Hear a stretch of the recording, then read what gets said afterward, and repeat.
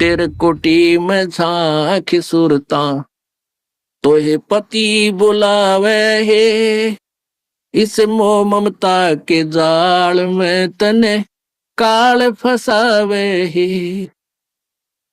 अपने पति को भूल बावड़ी बैठी आराम संगर के।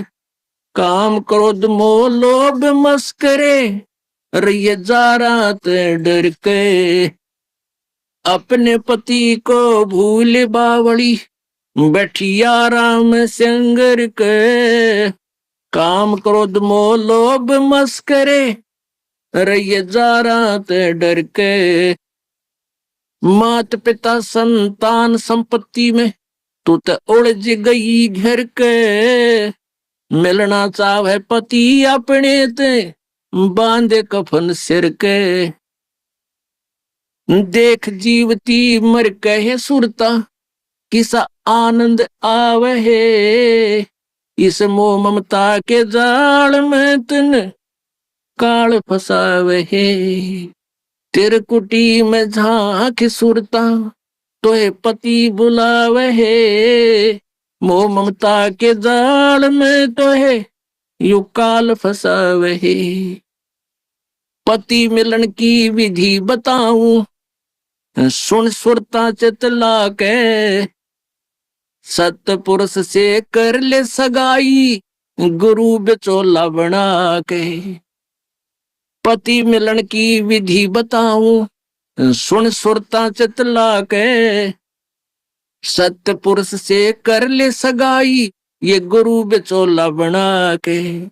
सत्संग बान बैठिए लाडो ये दान की मेहंदी ला के।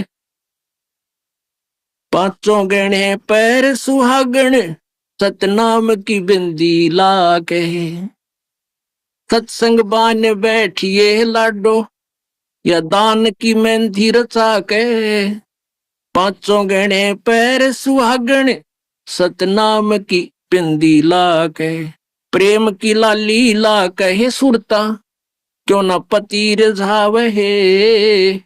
इस मोह ममता के जाल में तन यू काल फसावे है। तेरे कुटी में झांक सुरता तो ये पति बुलावे है। इस मोह ममता के जाल में तन काल फसावे है। जाप अजपा जप के अपना दहेज बना लिए। अनहद बाजा बजन लगे तब खुशी मना लिए। जाप अजपा जप के अपना दहेज बना लिए। अनहद बाजा बजन लगे फिर खुशी मना लिए। आवे बिरहा कबीर लेवन ने खुश हो के चालिए। प्रेम की बारिश होवन लगे फिर मलमल ना लिए। सार शब्द का सुरमा गा लिए जो पति को भाव है। इस मोह ममता के जाल में तने काल फसावे है। तेरे कुटी में झांक सुरता तोहे पति बुलावे है। इस मोह ममता के जाल में तोहे काल फसावे है। आदिनी की मांग भरा के तू चलिए नाड़े झुका के। संत समागम बरात तेरी तन ले जावेगा ब्याह के।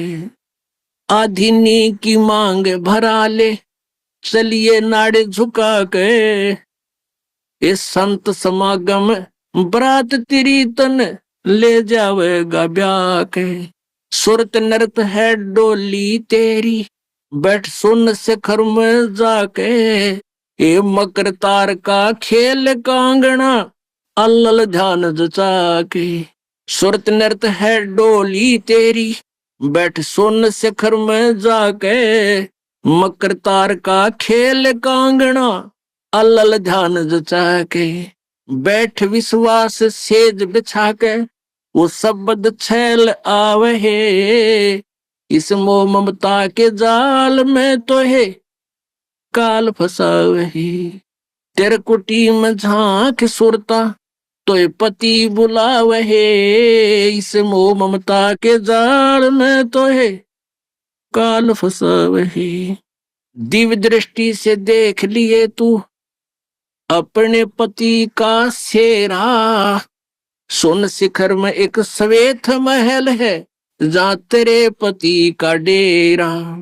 दिव्य दृष्टि से देख लिए तू अपने पति का सेरा, सुन शिखर में श्वेत महल है वहाँ तेरे पति का डेरा। इन त्रिलोकी यारों को भूल बावड़ी, इच्छा बीज भस्म हो तेरा। राम दुहाई साच कहत हूँ, सतगुरु करावे फेरा। इन त्रिलोकी यारों को भूल बावड़ी, इच्छा बीज भस्म हो तेरा। राम दुहाई सच कहत हूँ, सतगुरु करावे फेरा। रामपाल सतगुरु का चेहरा, रामपाल हो सतगुरु का चेहरा।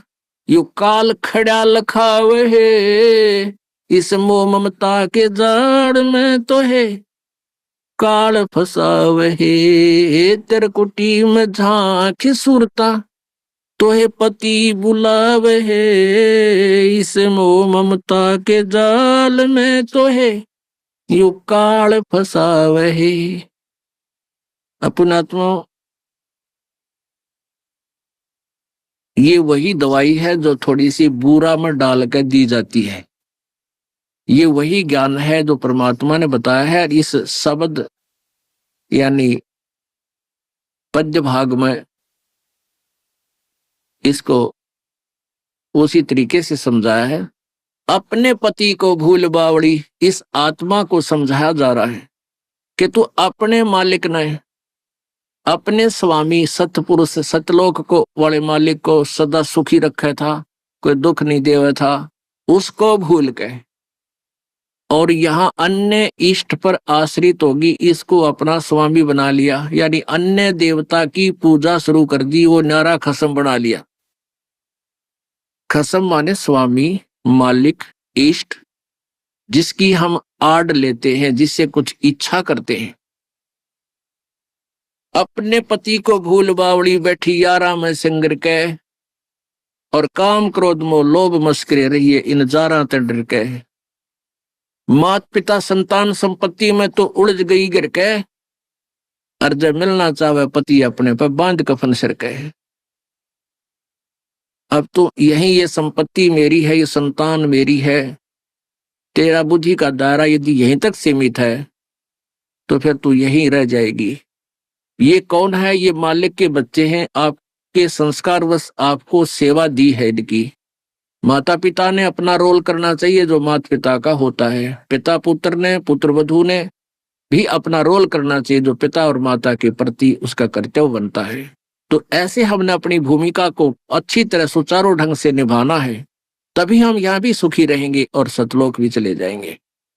अब देखा कैसे करते हैं।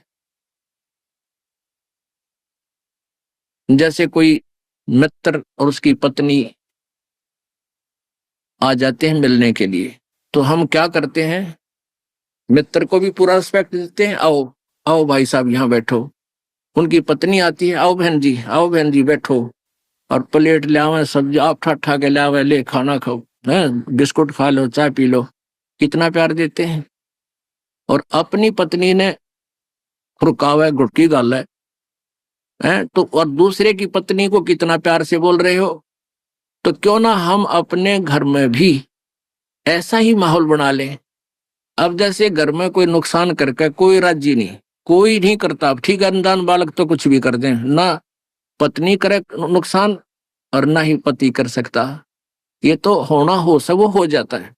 तो हमने अपने इस आद्य क्लेश को तो हम स्वयं अपने सोच से मिटा सकते हैं, और साथ में भगवान भी रहेगा आपके।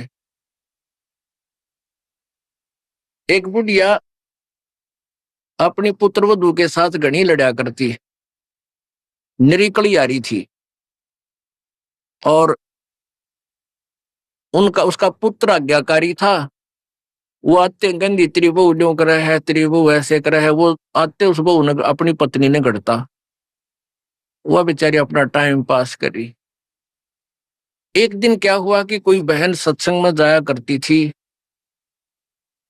और उस बुढ़िया तो बोली अपनी सहेली तो यानी बुढ़िया वह थी, बुजुर्ग वो थी, कि चल सत्संग में चलेंगे, थोड़ा सारे दिन बहू के लड़े जा है, तेरा भी मन और सा हो जाएगा। तो वह भी चली गई, उन्होंने ज्ञान सुन लिया, अच्छी आत्मा थी, सत्संग का असर हो जाता है। उसने अपना नाम ले लिया, 2-4 सत्संग सुने, तो बुढ़िया में बहुत फर्क पड़ गया, परिवर्तन हुआ। एक दिन वो पुत्र वधू उसकी दूध काट के भैंस का 5-6 किलो दूध, और ऐसे ऊपर कड़ियों में एक कड़ा लटे, और ऐसे ऊपर कड़ियों में एक कड़ा, उसमें बाल्टी टांग दिया करते बिल्ली कुत्ते से बचाव के लिए दूध की। तो उसने वो प्रतिदिन टांगती थी, ऐसे ऊंचे हाथ करके न्यू टांगना होता था। तो वह दूध काट के ले आई पुत्र वधू, और उधर से वो उसका ध्यान दूसरी साइड हो गया, और वो न्यू करके एक बार तो न्यू कर लिया, अभ्यास सा था उसका बड़ा है, न्यू करके न्यू किया, वो उल्टी साइड तो लग गया, और वो टंग्या को नहीं, उसने सोचा टंग्या छोड़ दिया, वो छोड़ते बाल्टी नीचे गिर गई, सारे फर्श पे दूध फैल गया। अब वह पुत्र वधू उस एटम बम का नहीं देखा बुढ़िया की तरफ, आज्ञा बेरानी के सुनावेगी। तो अब बुढ़िया बोली, बेटी कोई बात ना, आज ये हमारे भाग में ना था, इसने ठा ले, इसको ऊपर ऊपर से साफ करके और भैंस के चारे में डाल दे, कोई बात ना, ये तो अपने भाग में ना था बेटी। अब पुत्र बुद्धू सुन होगी कि आज इस तोब में तो गोले ना लिख ले, यार बहुत मीठी बाणी बोली, ये कौन सा स्टेशन पकड़ गई बुढ़ी आज या।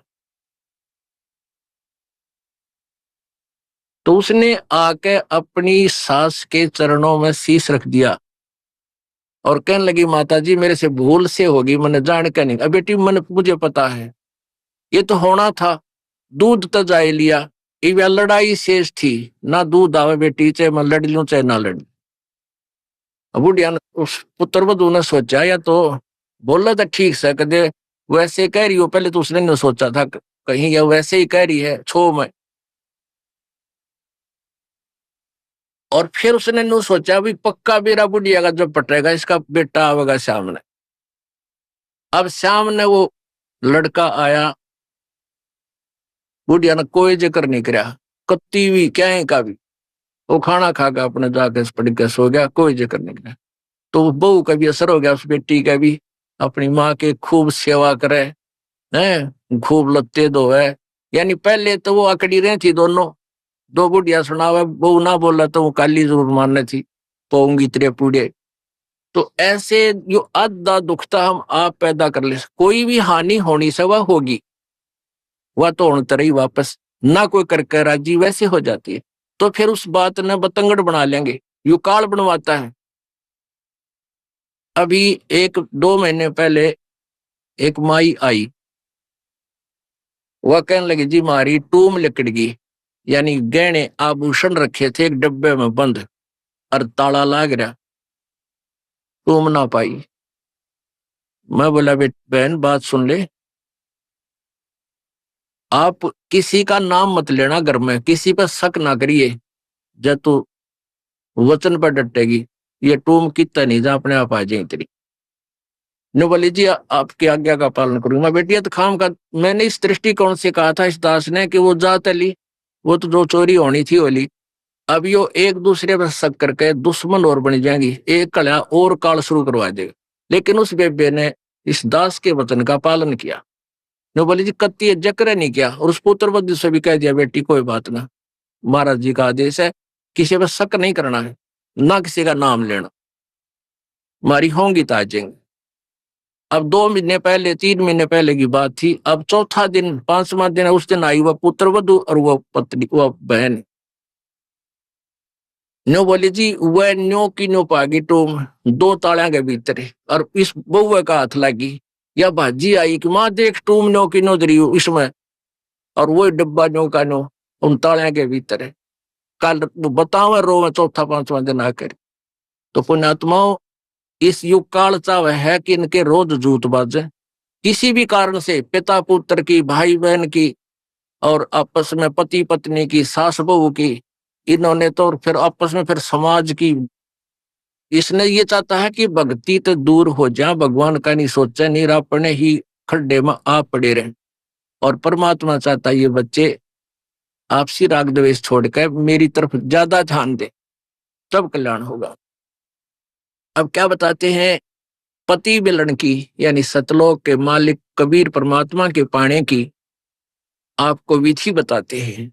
सुन आत्मा चितला के, और सतपुरुष से कर ले सगाई, गुरु बिचौला बना के। आप जी की सगाई करवा दी इस दास ने सत्य पुरुष से सभी की। और सगाई होगी तो ब्याह भी होगा, और ब्याह होगा तो पति के घर भी जावांगे। और जिनका कितने सगाई ना कुछ सलसलाए नहीं है, वो तो कंवारी है, तो वो जाएंगी, क्योंकि वो तो यहीं रह जाएंगी, अभी यहीं रहेंगी। हाँ, लेकिन सभी को चाहिए कि अपना इस तरह प्रोसीजर अपनावे, यानी गुरु की शरण में आवे, परमात्मा से संबंध जोड़े, नाता जोड़े।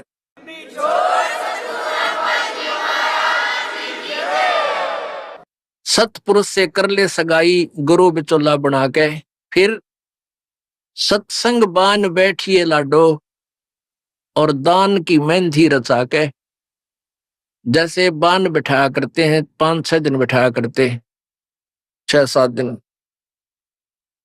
तो परमात्मा कहते हैं वहां वो तेल चढ़वाता है, वो बान नहीं, इस सत्संग रूपी बान में यहां बान बैठो, यहां आओ, ये राम नाम का तेल चढ़ावांगे आपके, और फिर आपका रंग रूप निकल जाएगा, यानी आपके अंदर परिवर्तन आएगा। तो क्या कहते हैं, सत्संग बान बैठिए लाडो, और दान की मेहंदी रचा के।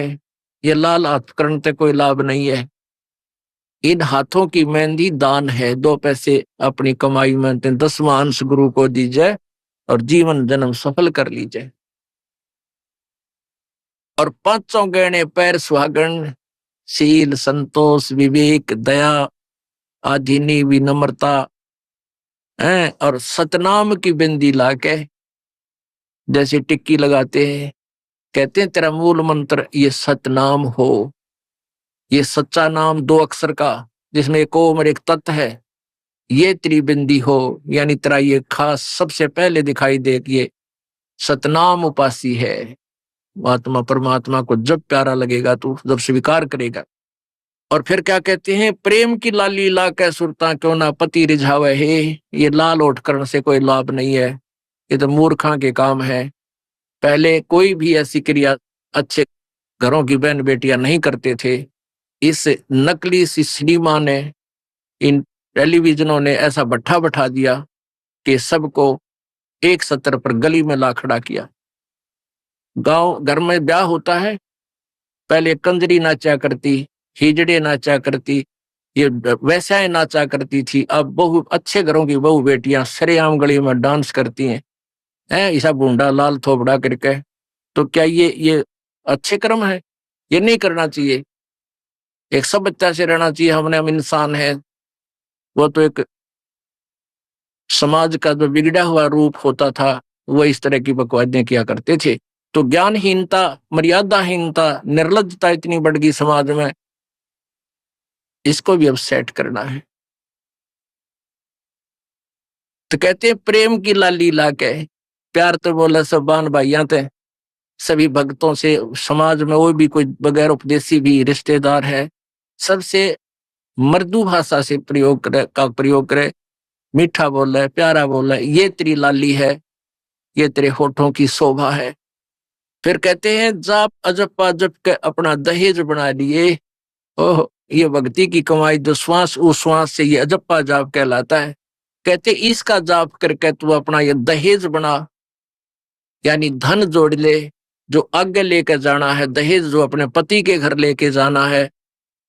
पहले कुरीति थी कि जो लड़की घना धन लेकर आती थी दहेज का, उसका आदर पूरा परिवार करता था। ऐसे ही हम भ्रमित थे, अज्ञानता थी। तो उसी दृष्टिकोण से ये कहा गया है कि जैसे अच्छा ज्यादा दहेज लाने वाली बहु पुत्र वधू अपने ससुराल में आदर सत्कार पाती है, ऐसे ही तू डट के भजन कर, घना दहेज बना ले सत्य अजप्पा जाप का। अजप्पा जाप जप के अपना दहेज बना लिए, अनहद बाजा बाजन लागे फिर खुशी बना लिए। ओह, जैसे लड़की का पता लग गया कि आज ब्याह है, लड़की की का आज विवाह है। अब कई बच्चे बकाया करें, न्यू कहेंगे ए तेरी बारात आ गई, और फिर न्यू कहे कोई ना आई क्यों राजी हो रही है, यानी उसने खजाया करते हैं। तो फिर वो लड़की सोच लेती है बांधन दे दे, भौंके जाएंगे। तो कहते हैं जब वो बाजा बाजन लाग जा, तब सोच लिए बात लवा लाग ली, कई आगी बारात। तो कहते हैं आप भक्ति जब करोगे तो आपको ऑटोमेटिकली आपके ये ऊपर के यहां से ऊपर के हिस्से में बहुत सी आवाजें, कई प्रकार की आवाजें आने लग जाएंगी। इसमें जो हमें आवाज सुनती हैं ये प्राथमिक भक्ति की लक्षण है, अंतिम नहीं है। अंदर आवाजें आएंगी, कई प्रकार की आएंगी, और उनमें से एक न्यारी आवाज आएगी, एक मुरली की आवाज आएगी। और वो मुरली, वो आवाज जो है, जो इसमें पिंड में जो आएगी, वो यहीं तक की है, ये इस महास्वर्ग तक की है। और जो वास्तविक धुन, वास्तविक जो आवाज है, वो इस अंड और पिंड से पार है, वो सतलोक में है। वो वहां जाकर आपको वो बात बाहर सुनाई देगी। यानी इस शरीर से एक जब आत्मा भक्ति से परिपूर्ण हो जाती है तो इस शरीर से बाहर भी हो जाती है। तो उसको सुनने के लिए ऐसी स्थिति आ जाएगी अपने आप, जैसे आपका शरीर यहाँ बाहर खड़े हो गए, और फिर वो आवाज आपको उस सूक्ष्म शरीर के माध्यम से सीधा कनेक्शन उस सतलोक से हो जाता है। वो परले पार वाली मुरली आवाज, वो धुन, वो झनकार अलग से सुनाई देती है। फिर सेकंड के बाद आप उसी शरीर में होते, आपको पता भी नहीं कि मैं बाहर गया या अंदर ही था। वो बहुत बाद में जाके बहुत लेटेस्ट स्टेज पे ऐसा होगा, पर ऐसा हो या ना हो, आप जैसे दास बताओ, ये खुराक खाते रहो रोग कटेगा, ये साधना करते रहो। तो क्या बताया है, जाप अजप्पा जप के अपना दहेज बना लिए, और ये अनहद बाजा बाजन लागे फिर खुशी मना लिए। फिर मान लिए खान तेरी भक्ति चल पड़ी, निकट लागली बात, आगे लेने और यानी बरात आगी। आवे बिरहा कबीर लेने, खुश होकर चालिए, और प्रेम की बारिश होने लागे फिर मलमल नहा दिए। जैसे आपने कल सुना था, बिना प्रेम पावे नहीं चाहे करोड़ समाधि ला। होय होय। जैसे सूरज के आगे बदरा ऐसे कर्म छयारे, प्रेम की पवन करे चित मंजन झलके तेज नयारे। प्रेम की पवन, परमात्मा के प्रति इतना प्यार उमड़ उमड़ का अब आपके हृदय में रह के जरा सी बात मान ले की चले आंखें भरे आऊं आपकी, कुछ दिन में ऐसी स्थिति आ जाएगी। तो ये प्रेम की पवन चलेगी। जैसे सूरज के आगे बादल होते हैं तो सूर्य का प्रकाश निष्क्रिय हो जाता है, और जब हवा तेज चलती है बादलों को इधर उधर फेंक देती है तो सूर्य का प्रकाश ज्यों का तो सामने चमक रहा होता है। ऐसे परमात्मा और अपने बीच में, आत्मा के बीच में पाप कर्मों का गरावा यानी बादल छाया हुआ है। इस प्रेम की यानी सब भक्ति जो क्रिया आपकी होंगी, दान करता आदमी को इतनी खुशी होती है उस दिन कोई ठिकाना नहीं। और 10 रुपए चोरी कर ले, आत्मा खुश नहीं हो सकती, चाहे 20 लाख चोरी कर ले। और 10 रुपए, 20 रुपए, 1000 रुपए, 2000 रुपए आप दान करने की चेष्टा करते हो, पहले उमंग भर लेती है, और दान करे पाछो तो न्यारी खुशी होती है। तो ये तो क्या बताते हैं, ऐसे जो सब क्रियाएं आपसे कराई जा रही हैं, इनका उद्देश्य है कि आप में इतनी विनम्रता, इतनी इतना प्योर हेर्टेड हो जाओ आप कि मालिक के प्रति जरा सी भी चर्चा चल, आँखों में पानी आने लग जा, गदगद हो जा। कहते हैं प्रेम की पवन करे चित मंजन फिर झलके तेज नयारे।